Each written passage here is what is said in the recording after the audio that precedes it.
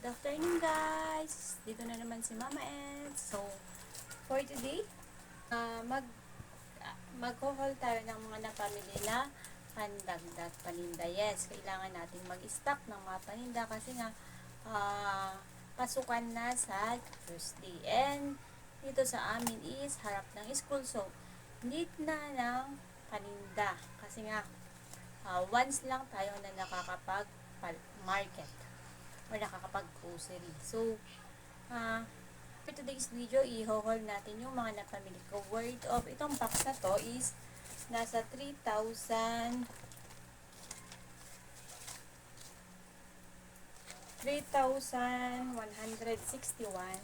plus ito is nasa 350. So, yon.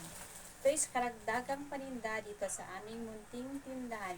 Pero bago yon, thank you sa mga patuloy na nanonood dito sa aming channel and sa mga nanonood at hindi pa nag-subscribe, baka naman pwedeng pa-subscribe. So, umpisahan na natin ang pag-haul ng ating mga napamili this August 24. Yes, August 24 na, and malapit na talaga yung pasukan. So, need ko na i-display yung mga napamili ni Mama Eds. Una, pumili ako ng PD umbrella. So, yun. Ang ganito, mga sis, ang benta ko nito is 150. 150 yung maliit. Tatlo yung ginawa ko. Pink saka blue. Then, gamis na 2,500 grams. Isa. And then, ito, bag. Ang benta nito is nasa 280. Dito sa amin. Yun yung dantahan namin. And then, ito, plastic envelope, Itong ganito guys is 24 pieces kada piraso. So, tingnan natin si envelope. Ang punan nito is 235. 235 divided by 24. Pang 15 pesos yung pagbenta ko nito. Long siya. Long plastic envelope.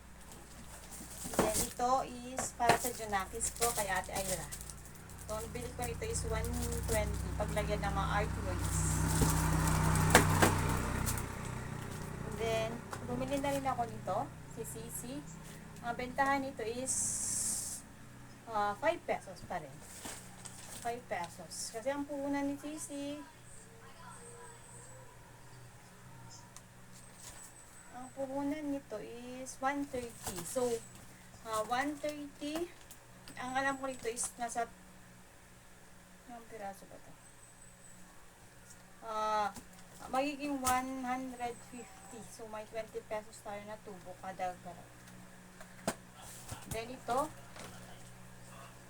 sa jambol 100 ang puhunan, and ang laman nito is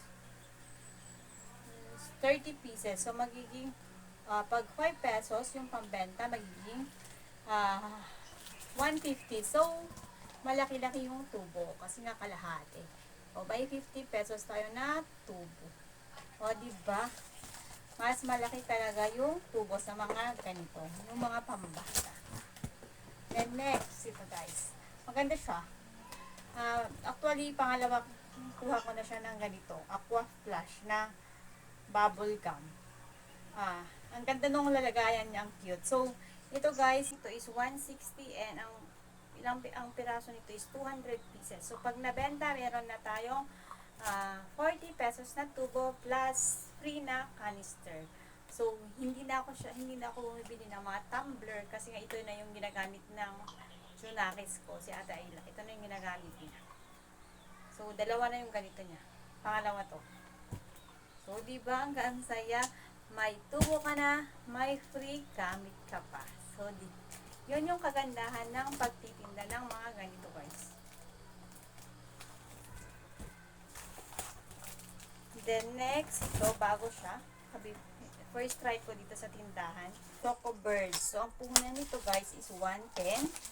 And 30 pieces siya. So 30 pieces, pag pang lima-lima natin, magiging 150. So, may 40 pesos na tayong tubo dito na. So, next is ito nga. Bumili rin ako guys ng ganito.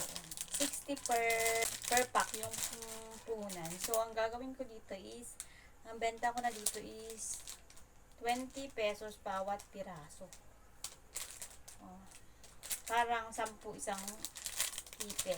Kasi nga, per pack, per pair, 20 pesos. Mabili din siya.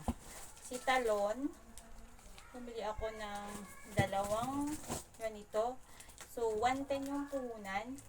Magiging 150 kasi nga 30 pieces siya. So, ang tubo natin sa isang ganito is 40 pesos.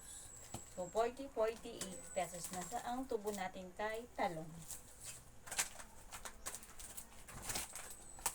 Then, ito din, bago din siya. Kabibili ko lang.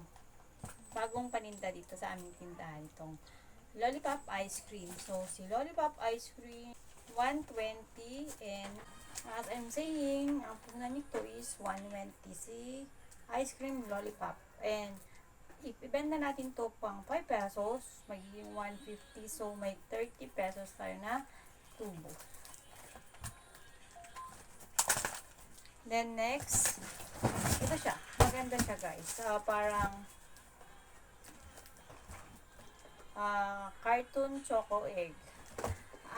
Nagustuhan ko siya guys kasi nga may naisip akong pwedeng ilagay dito sa container niya if maubos. So, ang puhunan nito is natin yung puhunan niya. Check natin. 420. So, 420 siya. And 60 pieces. So, ang pangbenta is for 10 pesos. So, 10 pesos isang ganito. Isang ganito. Kapag 10 pesos, magiging 600 minus 420. So, kapag naubos to guys, ang tubo natin is 180 plus free container na siya. So, iniisip ko paglagyan siya ng mga gamot kasi nga maganda siya paglagyan ng gamot. Tayo. Si Fanta. Si Fanta guys, ang pabenta natin dito is 5 pesos pa rin. Kasi nga ang puhunan is, magkano ba si Fanta? 110. So, may 40 pesos tayo na tubo kapag nabenta si Fanta. Tingnan ko ng ganito. Mga watercolor. Magkaibang brand. So, ito is, ang puhunan nitong Joy is pang 30 pesos. Ang puhunan nito is 20 pesos. Then, ito is 28. So, probably, ang pambenta nito is nasa 40 pesos na siya. Ito. Then, kumuha din ako ng tatlo. So, ang benta ko nito is 30 pesos. Yung isang ganito. Then, si Gumberry. Ang bentahan nito guys is 3 pesos dito sa amin. Then, dalawang pencil case. Si pencil case, 40 pesos yung puhunan. So, magiging 65 pesos yung pangbenta. Scissor, ang bentahan nito is 25 pesos. 1 pad yung kinuha ko.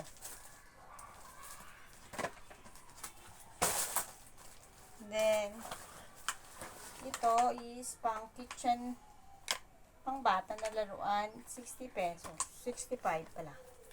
Yung pambenta. Then, ito is, yung glitters, ang bawat isa yung ganito is 8 pesos.